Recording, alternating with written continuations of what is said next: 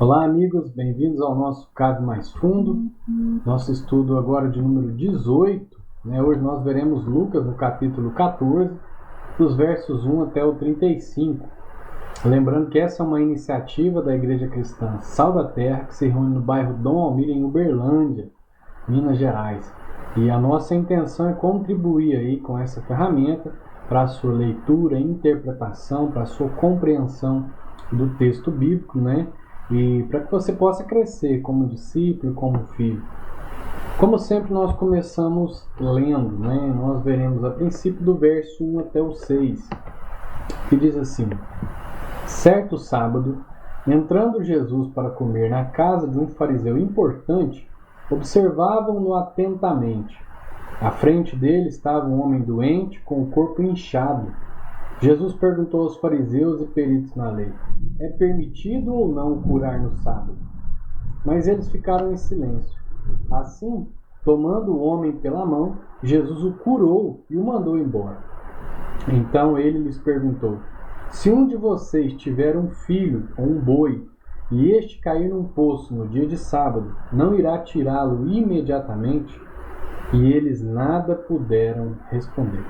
Nós temos aí mais um fato de Jesus comendo na casa de fariseu, e nós temos mais uma história agora onde Jesus cura num sábado. No capítulo anterior nós vimos isso, foi a cura de uma mulher que já estava enferma de uma doença de origem espiritual já há 18 anos, Foi uma cura no sábado, onde Jesus também foi questionado, foi na sinagoga, e o chefe da sinagoga, o principal, depois foi corrigir aquilo que Jesus tinha feito, e Jesus então confrontou em relação a se deveria deixar uma filha de Abraão, que estava escrava de Satanás por 18 anos, sofrer, enquanto que era normal as pessoas desamarrarem seus bois, seus jumentos, para poder ir tomar água. Então agora nós tivemos isso no capítulo 13, agora no verso 14 nós temos mais essa história. Então eu queria que nós olhássemos alguns detalhes. Aqui diz que foi certo sábado um fariseu importante que observavam-no atentamente. Então a princípio essas três coisas, certo sábado. Podemos observar com esses destaques que uma casinha havia sido armada para pegar Jesus. Uma casinha que eu coloquei aí entre aspas, simbolizando aí uma arapuca, ou seja, foi algo armado para poder pegar Jesus em alguma contradição. Então não foi um acaso o fato de ser um sábado, Jesus convidado para comer na casa de um fariseu importante. Então quem havia convidado Jesus, esse fariseu importante, certamente era algum dos que compunham o sinédrio. Por isso diz que não era simplesmente um fariseu, mas era um fariseu importante. E o fato de ser no sábado e estarem observando atentamente, o que significa esse observar atentamente? Espionando, investigando, essa é a palavra no original, o sentido da palavra no original. Depois, subitamente, apareceu um hidrópico. Isso nos faz crer que era uma armação para pegar Jesus em contradição com a lei. Então, como que a gente chega na ideia de que o objetivo era uma armação ali contra Jesus para poder pegá-lo em contradição com a lei? O fato de ser no sábado, o fato de estar aí na casa de um fariseu importante, o que o texto diz que eles estavam espionando, ou seja, observando atentamente, e de repente, a ideia parece que é de repente, isso pelo menos é o que o texto diz, ou seja, Jesus está lá com eles, estão comendo, lembrando que não se podia fazer essa comida no sábado, uma comida que deveria ser feita na sexta. Provavelmente por isso diz que Jesus entrou na casa de um fariseu para comer pão, porque não era qualquer comida que poderia ser comida no sábado, porque ela deveria ser preparada até a sexta-feira, antes de anoitecer, quando seria considerado já sábado, e não poderia ser... cozinhar era trabalho, e não poderia nada de trabalho, então não poderia cozinhar. É assim que funcionava, só esclarecendo. Então, tudo isso nos faz pensar assim, não, então realmente tinham ali uma casinha armada, fizeram de propósito, maliciosamente. E de repente aparece esse homem. Não sabemos se esse homem que apareceu hidrópico, né? Daqui a pouquinho falo o que é esse hidrópico. Um homem que retia ali líquido, um homem que estava inchado, né? Aparentemente, todo mundo que olhava para esse homem sabia que ele tinha uma enfermidade, isso era nítido, e de repente ele aparece. Não sabemos se esse homem foi atrás de Jesus buscando de Jesus uma cura, ou se é o que mais é provável, né? Esses homens colocaram esse homem lá, esses fariseus, talvez os escribas, colocaram esse homem lá, colocaram diante de Jesus para poder ver o que Jesus faria, né? O hidrópico, né? A hidropisia, eu coloquei aí, é causada por distúrbios na circulação do sangue. A doença pode ter uma distribuição generalizada, ocorrendo em quase todas as partes do corpo, ou pode ser local, isso é, apresentar-se em uma parte apenas do corpo. Então esse homem poderia estar totalmente inchado, como ele poderia também ter somente algumas das partes do corpo inchadas. Só para a gente conseguir ter uma noção, né? Formar uma imagem aproximada do que aconteceu na época. Então Jesus faz a pergunta. É interessante porque antes de Jesus curar, ele faz a pergunta para os fariseus e para os escribas que estavam ali também naquela refeição. Então, Jesus pergunta: eu posso curar no sábado? Eu posso, não é permitido curar no sábado? Então Jesus pede aos intérpretes da lei e aos fariseus ali presentes que deem uma resposta quanto ao sábado. Eles, conhecendo a posição de Jesus, nada respondem. Jesus acabara, né, segundo Lucas, de dar uma resposta nesse sentido. E esses homens provavelmente sabiam. Jesus curou o homem, mandou ele embora para casa depois, né? Posteriormente, voltou-se novamente para eles e ilustrou, como já havia feito anteriormente, com aquilo que para eles tinha valor financeiro, e agora Jesus envolve uma questão também emocional na história. Na anterior, na cura da mulher que estava doente há 18 anos, Jesus falou do boi e falou do jumento, sobre desamarrar para eles poderem tomar água no sábado, que era considerado um trabalho, né? Mas era um trabalho que eles aceitavam. Aí agora Jesus, além de entrar com esses na história, ele entra também com o filho, né? Então era óbvio que para o que envolvesse interesse dos dominadores e fiscais da lei e da sua interpretação, a lei permitia. Mas então por qual motivo não permitia quando o assunto era outra pessoa? Ou como disse Jesus, um filho de Abraão, né? Como diz no capítulo anterior. Então, para aquilo que é interessante a gente ver a questão do poder, da administração, da lei com base no poder. O fariseu, que era uma seita, bem presente, bem vista, né? Dentro da sociedade da época, e o escriba, que era um profissional, né? Um intérprete da lei, alguém que trabalhava com isso. Então, essas pessoas, elas colocavam a lei a seu favor. Então, naquilo que era a sua defesa pessoal, né? Ou seja, um filho, ou que era financeiro, o boi, o jumento, um animal seu, que representava o seu dinheiro, o seu ganha-pão, nisso a lei podia, mas agora outra pessoa, fazer o bem a outra pessoa, essa é uma outra pergunta que Jesus faz logo no comecinho de Lucas, né? É possível, pode fazer o bem ou o mal no sábado, né? Não se pode fazer o bem no sábado. Então, o bem a outra pessoa, isso a lei não permitia, era considerado um trabalho que não poderia ser feito. Então, essa é a questão, essa é a pergunta, né, que Jesus coloca, e depois coloca esses homens contra a parede. E o que demonstra isso? Se demonstra, revela mais uma vez, Jesus está revelando mais uma vez, como vimos no capítulo anterior, no estudo anterior, a hipocrisia desses homens, né? Então fica óbvio, por meio da leitura dos evangelhos, que esses homens não convidavam Jesus para aprender dele, mas para buscar contradições, como foi esse caso. Jesus vai mesmo assim, provavelmente por compaixão, já que alguns se converteram, né? Alguns desses homens se converteram, não foram todos os que não se converteram, e por oportunidade de confronto e ensino aos que o acompanhavam, como você já deve lembrar, né? Nós já falamos outras vezes, essas festas, esses encontros eram públicos, não todas as pessoas, somente os convidados se sentavam, se deitavam, né, melhor dizendo, ali,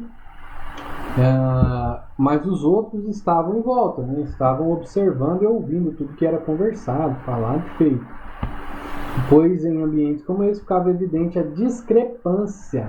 Então, numa conversa dessa, ficava evidente o que é a discrepância entre o Evangelho de Jesus e essa religião humanizada, né? Uma religião, nesse caso, estatizada, que era a religião do Estado, era a religião, mesmo que fosse dividida ali em várias vertentes, mas era a religião oficial, né? Então, o Evangelho de Jesus, ele era diferente dessa, como vimos aí, né, aqueles que estavam no poder em relação à lei, a interpretação, a aplicação, fiscalização da lei. Esses homens que tinham esse poder criavam essa religião humanizada no sentido de que ela era pautada em padrões humanos, mas ela não visava, ela desumanizava, porque ela não visava o fazer o bem ao outro. Fazer o bem ao outro, então, era proibido. Está vendo como era? E Jesus mostrando mais uma vez a hipocrisia desses homens. Continuando, do verso 7 ao 14. Quando notou como os convidados escolhiam os lugares de honra à mesa, Jesus lhes contou esta parábola. Quando alguém o convidar para um banquete de casamento, não ocupe o lugar de honra, pois pode ser que tenha sido convidado alguém de maior honra do que você. Se for assim, aquele que convidou os dois virá e lhe dirá: dê o lugar a este. Então, humilhado, você precisará ocupar o lugar menos importante. Mas, quando você for convidado, ocupe o lugar menos importante, de forma que, quando vier aquele que o convidou, diga-lhe: amigo, passe para outro lugar mais importante. Então você será honrado na presença de todos os convidados. Pois todo o que se exalta será humilhado, e o que se humilha será exaltado. Então Jesus disse ao que tinha convidado: quando você der um banquete ou jantar, não convide seus amigos, irmãos ou parentes, nem seus vizinhos ricos. Se o fizer, eles poderão também, por sua vez, convidá-lo, e assim você será recompensado. Mas quando der um banquete, convide os pobres, os aleijados, os mancos e os cegos. Feliz será você, porque estes não têm como retribuir. A sua recompensa virá na ressurreição dos justos. Então Jesus continua no ambiente ali, né? O que Lucas registra é que após a cura, após essa conversa onde Jesus pergunta a respeito do sábado e eles não respondem nada, né? Temendo ali provavelmente dar uma resposta e criar um problema ou com Jesus ou com outros, né? Sendo que Jesus era o convidado, então não respondem nada, não deu certo o seu plano ali para poder pegar Jesus. E Jesus observando a forma com que eles sentavam, então Jesus estava ali de olho e ele provavelmente via como cada um ocupava o seu lugar, e ocupava o seu lugar de acordo com a sua posição social, de acordo com o sua função, né, o seu status social. E aí então eles ocupavam os lugares na mesa. Isso eu acredito, né, talvez seja muito próximo dos nossos dias também, em ambientes mais formais, em lugares mais chiques, né, as pessoas ocupam o lugar dessa forma. Geralmente nós temos aí uma convenção social hoje, né, o pai de família senta geralmente na ponta, às vezes o pai senta numa ponta e a mãe senta na outra, os convidados sentam em outros lugares, né? Alguns mais próximos ali do dono da casa ou do anfitrião, e por aí vai. Estou dizendo isso só para poder ilustrar e dizer que, para a gente poder entender que até os dias de hoje há essas convenções sociais, né? Essa forma convencional com que nossa sociedade se forma, se reúne, né? Bom, então, ainda à mesa, Jesus conta uma parábola que ilustra a intenção dos que estavam ali presentes. Eles procuravam reconhecimento humano, é isso que Jesus observa, interessante. Por isso, de acordo com o cargo, a posição, ou com o que cada um achava que valia, ocupavam os lugares de hierarquia na mesa. Jesus desconstrói a base filosófica da convenção social vigente. É interessante a gente ver isso. Jesus vai bater de frente com a base filosófica, né? Com a compreensão que esses homens tinham para procurar esses lugares, afirmando que é melhor humilhar-se do que exaltar-se. Porque o que eles buscavam? Exaltação, obviamente, exaltação. De certa forma, ainda que alguém hoje, né, dentro dessa convenção que, como eu disse, nós ainda temos, a pessoa geralmente ela fica procurando ali o seu lugar, né? Onde eu vou sentar, aqui, qual é o meu lugar dentro desse status hierárquico, né? Dentro da hierarquia aqui. Então isso até hoje funciona assim. A humilhação como prova de humildade está vividamente, a humilhação como prova de humildade está vividamente presente na pessoa e ministério de Jesus. Isso é muito interessante a gente ver. Então Jesus foi lá, bateu de frente com isso e falou assim: olha, presta atenção, vocês estão vivendo de acordo com a sua convenção social. O pensamento comum é esse. Mas eu quero dizer uma coisa nova para vocês. O que eu quero dizer para vocês é o seguinte: não procurem ser exaltados, mas antes humilhem-se.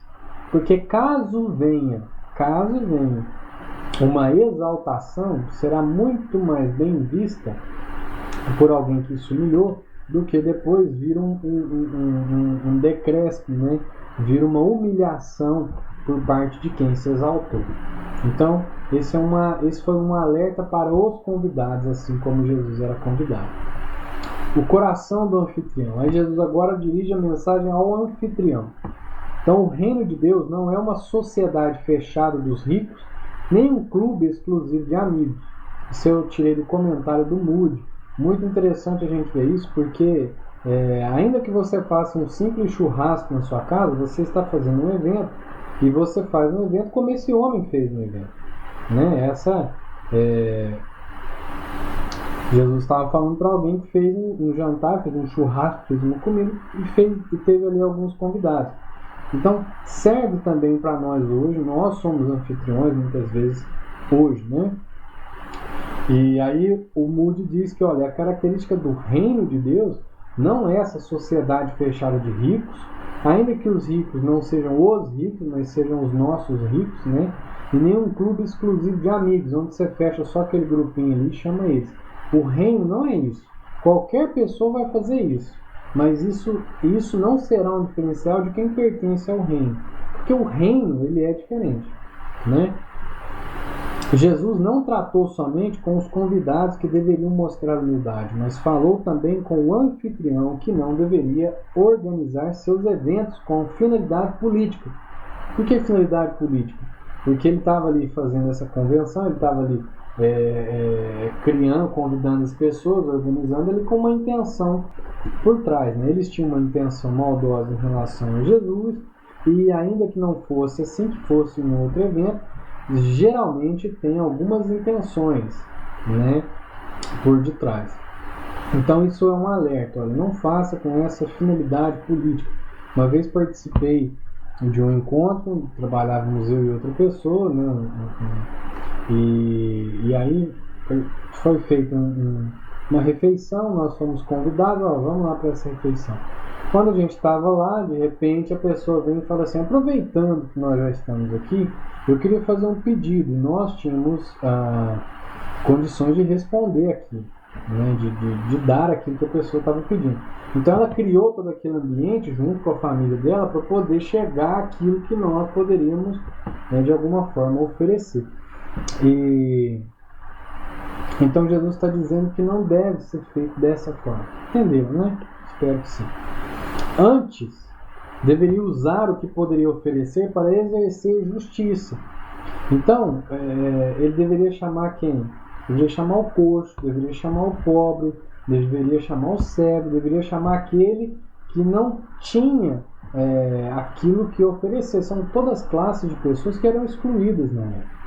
Né? Estavam afastados, inclusive, de trabalhos, porque não viviam da esmola de outras pessoas porque não tinham condições de trabalhar, tá? Eram excluídos, muitos desses eram excluídos até mesmo da vida religiosa. Então essas pessoas não tinham o que oferecer. E ele diz assim, Jesus diz: olha, você tem que pegar aquilo que você tem condições de dar e direcionar para essas pessoas. Ou seja, fazer justiça. O exercício da justiça é, antes de tudo, pautado na salvação expressa pela fé e expectativa na ressurreição dos justos. Lembra que é isso que Jesus diz no final? Jesus está dizendo assim, qualquer outro que você chamar, seja um familiar seu, qualquer outro, ele vai te chamar de volta e você vai ser recompensado por isso. Aí ele diz, quando você der o banquete e convidar essas pessoas, a sua recompensa virá na ressurreição dos justos. Então, esse homem deveria praticar justiça com aquilo que tinha, visando a ressurreição dos justos, ou seja, a salvação que ele já possuía. Porque aquele que espera essa ressurreição dos justos, que já era, não é só do Novo Testamento, no Antigo Testamento já tinha essa expectativa, né, essa crença, então ele era aquele que estava salvo, porque o salvo é quem participará disso, é quem participaria disso, né? Então a justiça é baseada na salvação, é baseada nessa expectativa, nessa certeza futura da ressurreição. Ok? Versos 15 ao 24. Ao ouvir isso, um dos que estavam à mesa com Jesus disse: feliz será aquele que comer no banquete do reino de Deus. Jesus respondeu: certo homem estava preparando um grande banquete e convidou muitas pessoas. Na hora de começar, enviou seu servo para dizer aos que haviam sido convidados: venham, pois tudo já está pronto. Mas eles começaram um por um a apresentar desculpas. O primeiro disse: acabei de comprar uma propriedade e preciso ir vê-la. Por favor, desculpe-me. Outro disse: acabei de comprar 5 juntas de bois e estou indo experimentá-las. Por favor, desculpe-me. Ainda outro disse: acabo de me casar, por isso não posso ir. O servo voltou e relatou isso ao seu senhor. Então o dono da casa irou-se e ordenou ao seu servo: vá rapidamente para as ruas e becos da cidade e traga os pobres, os aleijados, os cegos e os mancos. Disse o servo: o que o Senhor ordenou foi feito, e ainda há lugar.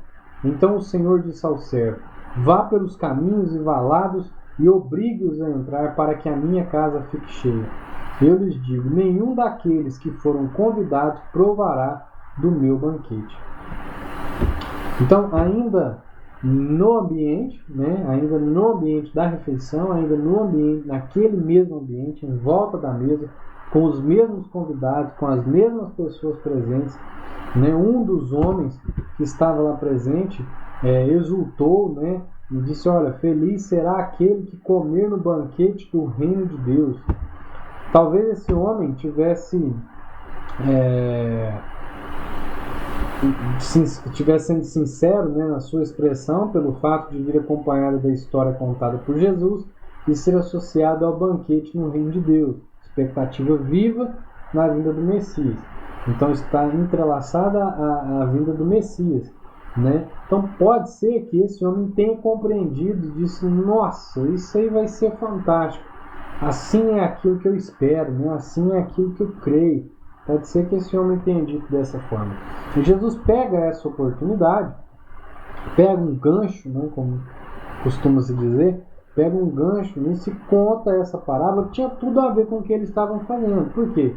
Porque foi um homem que deu uma festa, um banquete, e chamou outras pessoas. Jesus estava em um banquete como um convidado. Então era esse o ambiente, os que rejeitaram. A gente vai focar agora nos que rejeitaram. Quando receberam o convite, os homens não o recusaram. Você pode ver que quando o Senhor manda o servo chamar, diz: olha, na hora de começar enviou seu servo para dizer aos que haviam sido convidados. Então eles já haviam sido previamente convidados e não negaram. Tá? Eles negaram na hora, foi em cima da hora, foi uma desfeita terrível, Então quando foram lá lembrados pelos servos sobre para poder ir lá, eles inventaram um monte de desculpas, e foram desculpas mesmo, porque não se compram terras sem antes conhecê-las, O homem diz assim: não, eu comprei umas terras, tem que ir lá conhecer. Ué, comprou sem conhecer? Estranho, investir tanto dinheiro na compra de terras sem conhecer antes. Tampouco juntas de boi para depois experimentá-las. Não, comprei 5 juntas de boi, tenho que experimentar. Ué, mas você comprou a junta de boi sem ver? Não foi uma compra cega? Que negócio é esse? Comprou pela internet? O outro, né, que acabaram de casar, o que lhe implicava compromisso exclusivo com a esposa. Esse, de certa forma, não, eu tenho desculpa porque eu acabei de casar. Mas, né, porém, ainda que fosse verdade, também demonstra desprezo, pois o que lhe havia convidado para a festa não foi convidado para o casamento. Olha só, uma festa de casamento ia durar 7 dias. O processo de casamento era um processo culturalmente demorado na época, né? Convidava-se muitas pessoas e o cara que tinha convidado ele para o banquete não foi convidado para o próprio casamento. Olha só que negócio doido, né? Então o próprio texto diz que foram desculpas, o que eles disseram foram desculpas, nada justificado. Então ele diz, olha, tragam os pobres, os aleijados, os cegos e os mancos. O mesmo grupo que Jesus falou para o seu anfitrião, né, que quando ele desse uma festa ele deveria chamar. Agora Jesus está falando a respeito do reino, de características a respeito do reino que envolviam aquele povo. E quando Jesus diz isso, ele diz, olha, é assim que vai ser, é assim que vai funcionar.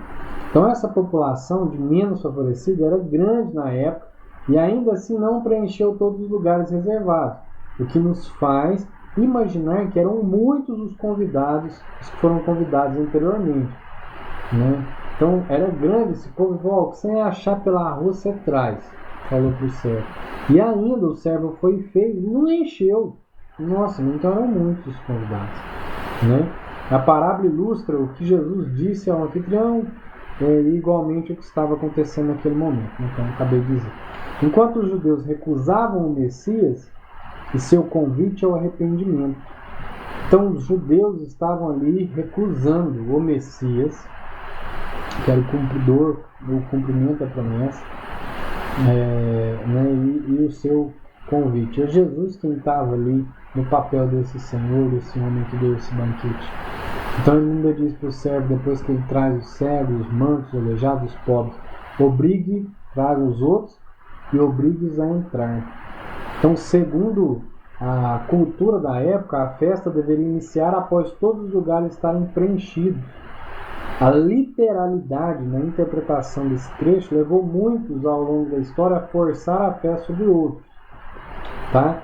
Então, interpretar isso de forma literal levou muitas pessoas a dizer assim, nós vamos obrigar aquele povo a ser cristão, porque nós estamos fazendo um bem para eles. Não é isso que o texto está dizendo, tá? É preciso lembrar que é uma parábola e nenhuma teologia tão radical deve ser extraída de apenas um trecho. O forçar aqui talvez seja melhor entendido pela universalidade do reino, ou seja, chegou até aqueles que não era aquele grupo escolhido, mas a todo o povo, né? E pelo esforço do anfitrião, ou seja, do rei, em fazer entrar os que são esquecidos por não terem o que oferecer.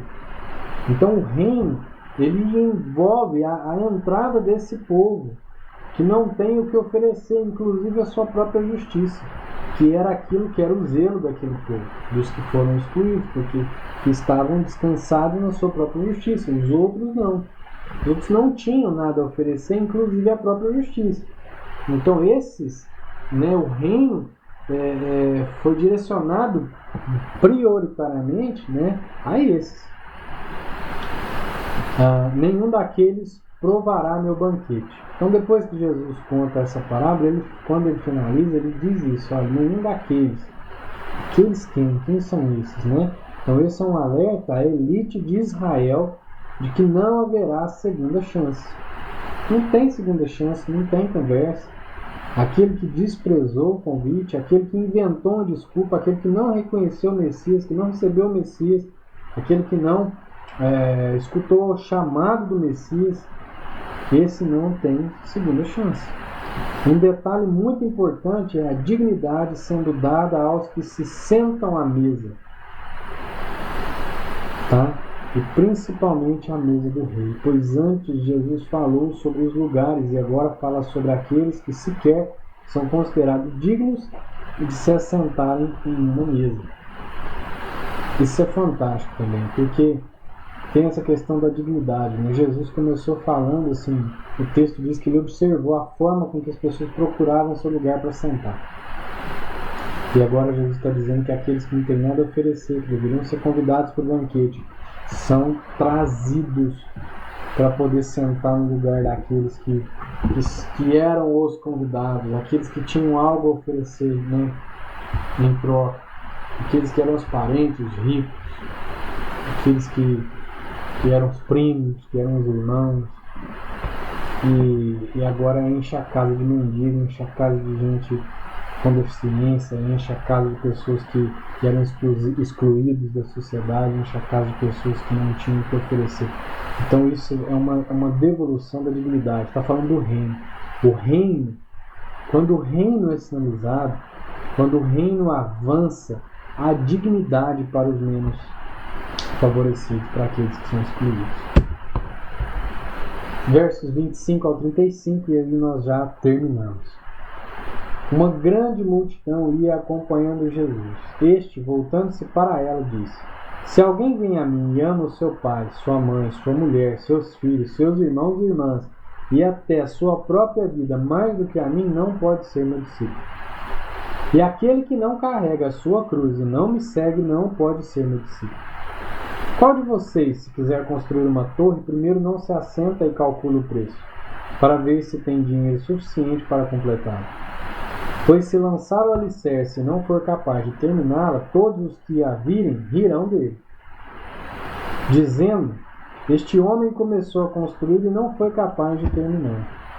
Ou qual é o rei que, pretendendo sair à guerra contra outro rei, primeiro não se assenta e pensa se com 10.000 homens é capaz de enfrentar aquele que vem contra ele com 20.000? Se não for capaz, enviará uma delegação, enquanto o outro ainda está longe, e pedirá um acordo de paz. Da mesma forma, qualquer de vocês que não renunciar a tudo o que possui, não pode ser meu discípulo. O sal é bom, mas se ele perder o sabor, como restaurar? Não serve nem para o solo, nem para o adubo. É jogado fora. Aquele que tem ouvidos para ouvir, ouça. Aí Jesus termina, né? Agora podem ver que o cenário mudou, né? Como se a câmera tivesse agora mudado o seu enfoque, o seu cenário. O cenário antes foi até o versículo 24, foi Jesus na casa do fariseu importante, obviamente pertencente ao Sinédrio. Tudo acontece naquele ambiente. Agora acontece em outro ambiente. Provavelmente Jesus andando, Jesus saiu daquela casa, talvez. Jesus estava pelo caminho e tem uma multidão seguindo Jesus, como sempre houve, né? Então está de novo Jesus com a multidão. Só que agora o que acontece? O ministério de Jesus ele vai afunilando, porque ele já está em direção a Jerusalém, o seu tempo de morte já se aproxima. Então, quanto mais ele se aproxima, mais Jesus também agora é enfático, incisivo em relação às implicações daquilo que ele quer com esse povo, né? Dá para ver que o que Jesus quer com esse povo é que eles avancem de multidão de pessoas que seguem Jesus para discípulos, né? O foco é um discipulado. Nós já falamos a respeito disso em estudos anteriores, né? Eu citei Calbart, eu citei Bonhoeffer, eu citei John Stott, que falam dessa questão do discipulado, da importância do discipulado, né? John Stott que diz assim: olha, durante toda a minha vida eu dei vários significados para a vida cristã, mas não há nada mais significativo, mais que identifique melhor a vida do cristão do que o discipulado, né? Então o cristão, que é cristão de fato, ele não é multidão. Multidão é multidão de pessoas interessadas em benefícios, em milagres, em curas, né? Mas não é a multidão que ama a Jesus acima de todas as coisas, acima da própria vida. Então quem ama, esse assume uma posição de discipulado. Então é diferente, é bem diferente, né? E aí Jesus vira para essa multidão, quem sabe com a intenção de que parte dessa multidão, alguns dentre essa multidão, avançassem de multidão para discípulos. Então, e aí ele fala a respeito dessa questão do amor, né? Então, não pode ser meu discípulo. Jesus fala várias coisas dizendo assim, se não for assim, não pode ser meu discípulo. Ele está dizendo, não pode, não tem jeito, não cabe, não encaixa, é impossível. Então, como de costume, né, Jesus tinha uma multidão seguindo, mais uma vez ele faz separação entre multidão e discípulos, como eu disse. Jesus afirma que para ser seu discípulo é preciso amar a Deus sobre todas as coisas. Então, amar mais do que a mim mesmo. Amar mais do que eu amo a minha própria vida. Num caso desses, se negarmos a divindade, esse ponto é interessante, viu, irmão? Num caso desses, se negarmos a divindade de Jesus, poderíamos dizer que ele estava incentivando a idolatria. Então, para quem tem dificuldade de entender como a Bíblia afirma, e acha que isso veio só em credo depois, a afirmação da Trindade, que a Bíblia não fala a respeito disso, não fala a respeito da divindade de Jesus, e lá no Antigo Testamento, lá em Deuteronômio, né, está dizendo assim, olha, a base da lei mosaica é amar a Deus sobre todas as coisas. Amar a Deus sobre todas as coisas. Jesus, quando ele está falando lá com o fariseu, com o escriba, né, ele está falando assim, olha, uma vez ele é perguntado, outra vez ele que pergunta, qual que é a base da lei? Então a base da lei é amar a Deus sobre todas as coisas e o próximo como a mim mesmo. Se fizer isso, está cumprindo toda a lei. Então, essa ideia de amar a Deus sobre todas as coisas é a base da fé. É a base da fé cristã, já era a base da fé de Israel, da fé do Antigo Testamento. Então, Jesus continua com isso. E agora ele está dizendo quem amar qualquer coisa, qualquer pessoa, até ele mesmo, mais do que a mim. Ou seja, Jesus está dizendo que deveríamos amar a ele sobre todas as coisas. Amar a ele sobre todas as coisas seria idolatria se ele não fosse Deus. Ok? Então foco nesse detalhe, né? Essa era a base da lei mosaica, como eu disse, continua sendo a base de toda a obediência na lei de Cristo. Toda negação deve expressar amor supremo, negação a si mesmo, tá? Negação de outras coisas, ou colocá-las em lugar menor do que é o próprio Deus. Ok? Isso eu estou dizendo por negação. Então isso deve expressar amor supremo a Deus. Tomar a cruz e seguir. Essa é negação, símbolo de negação. E todo amor terreno que não é reflexo de amor de Deus, do amor de Deus, torna-se idolatria. Jesus afirma que aquele que não está disposto a viver dessa forma foi desqualificado do discipulado, pois é um admirador, alguém que compõe uma multidão de fãs, mas não é alguém que encontrou a vida. Discipulado é para quem encontrou a vida em Jesus. Então, ainda que seja uma implicação, também é algo que de certa forma se torna impossível. Não deixa de ser uma dificuldade, não deixa de ser um esforço, não deixa de ser um enorme desafio, possível somente por meio do Espírito, possível somente por uma ação em primeiro lugar de Deus, tá? Não deixa de ser isso, mas é uma impossibilidade. É uma impossibilidade. O cristão ele tem uma impossibilidade. Quando ele encontra a vida, ele não consegue abandonar a vida. Então, é importante a gente entender que assim, em Jesus nós temos vida. Encontramos a vida. Então agora, por mais que seja difícil, talvez, e humanamente impossível, né, sem intervenção divina, amá-lo sobre todas as coisas, amá-lo além do que nós amamos outras pessoas, tá? Amá-lo além do que a gente ama a nós mesmos, não, é também uma impossibilidade para o cristão, para o discípulo, tá? E é critério para o discipulado. Então vamos lá. O construtor e o rei que sai para guerrear. Jesus ilustra a sanidade da fé dos que estão aptos para o discipulado com duas figuras comuns à época. Nem antigamente, nem hoje, alguém começa a fazer uma casa sem a mínima noção de quanto isso custará. A gente vê uns casos por aí, mas não é a maioria. E tampouco um rei sairia à guerra sem contabilizar soldados, defesa e armamento, além de buscar conhecer o máximo sobre o seu adversário. Aquele que se alistou, que alistou-se, ou que não pode negar o chamado, como eu acabei de dizer, para o discipulado, deve estar ciente do que envolve renunciar a tudo o que possui. Jesus finaliza os seus critérios com isso. Quem não renunciar a tudo que possui não pode ser meu discípulo. Não quer dizer que eu nunca mais possa ligar para essas coisas. Esse também foi um erro e tem sido um erro ao longo da história do povo cristão, do povo de Deus. Não quer dizer que eu tenho que abandonar essas coisas, mas elas não podem ocupar um lugar no meu coração acima do amor a Deus, porque se ocuparem, se tornaram idolatria. Então eu estou em pecado de idolatria se algo ocupa mais o meu tempo, se algo ocupa mais lugar no meu coração do que o meu amor a Deus. Ok? O sal é bom, mas quem irá restaurá-lo? Ouça, Jesus está concluindo tudo que foi tratado até agora, tudo nesse capítulo. Ele chama todos a ouvirem atentamente, a aprenderem do que foi dito. O objetivo do sal é salgar ou adubar, né? Que também serve para a terra, para poder adubar a terra, como o texto diz. Caso perca seu objetivo representado por suas propriedades, dar sabor ou adubar, né? Torna-se inútil para o que quer que seja. Acabou, perdeu o propósito. Jesus está falando a respeito da finalidade da vida. Afinal, existe um Deus, criador e sustentador do que criou, que revela sua pessoa e vontade.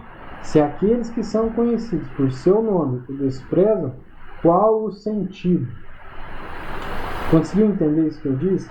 Então tem um Deus que criou, que sustenta tudo, que revelou a sua pessoa e revela o seu propósito e a sua vontade, para que a gente possa viver de acordo com essa vontade.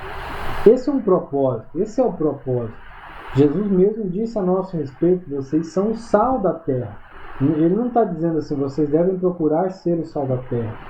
Tampouco ele está dizendo, se vocês se esforçarem, vocês serão o sal da terra. Tampouco ele está dizendo, vocês por vocês mesmos são o sal da terra. Mas ele está dizendo, ele mesmo afirmando. Então, nós não devemos ter dúvida que somos o sal da terra, não é por nosso mérito, mas é porque ele disse. Vocês são, ele disse, vocês são o sal da terra. Então a gente precisa entender isso como uma missão, a gente precisa entender isso como propósito, a gente precisa entender isso como algo que Deus disse ao nosso respeito. E é isso que dá sentido. As propriedades que Deus nos deu servem para nós, que somos sal, como a finalidade para salvar.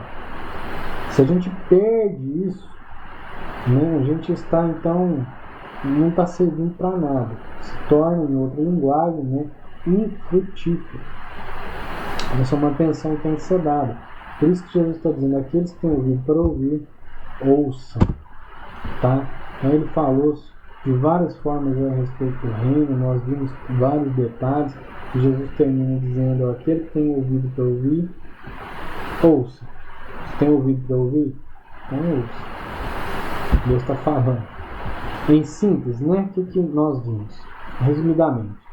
O capítulo começou com Jesus indo comer na casa de um fariseu importante e permanece com eles até o verso 24. Então mais da metade, né? Ali ele cura um hidrópico, como nós vimos aqui, é um hidrópico, alguém que retém líquido e por isso fica inchado. Fala sobre as convenções sociais com convidados e com o anfitrião. Posteriormente, conta a parábola da grande ceia.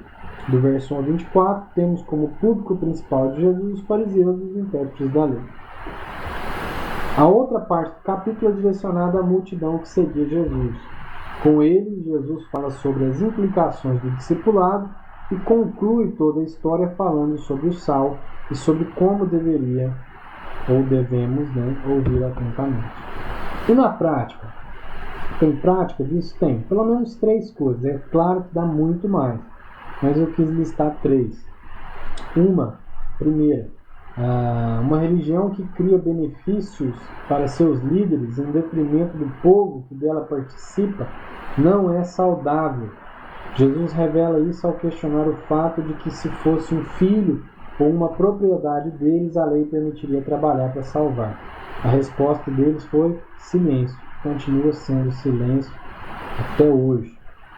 Então isso é principalmente para aqueles que ocupam uma posição de liderança que ocupa uma posição de representação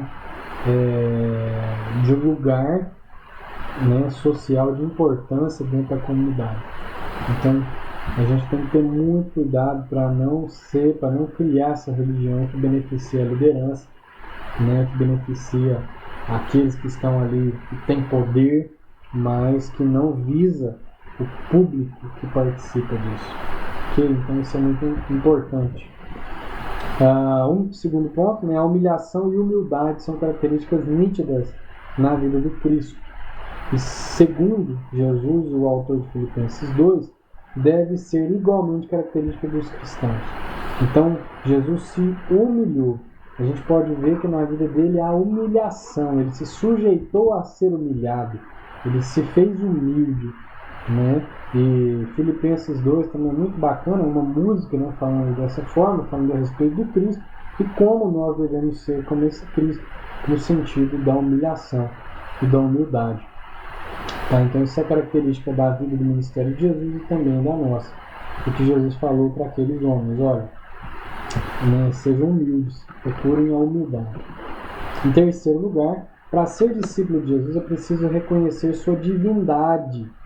Isso é importante, está implícito ali naquele texto. Para ser discípulo de Jesus é preciso reconhecer sua divindade. Por quê? Porque eu devo amá-lo mais do que a mim mesmo, eu devo amá-lo sobre todas as coisas.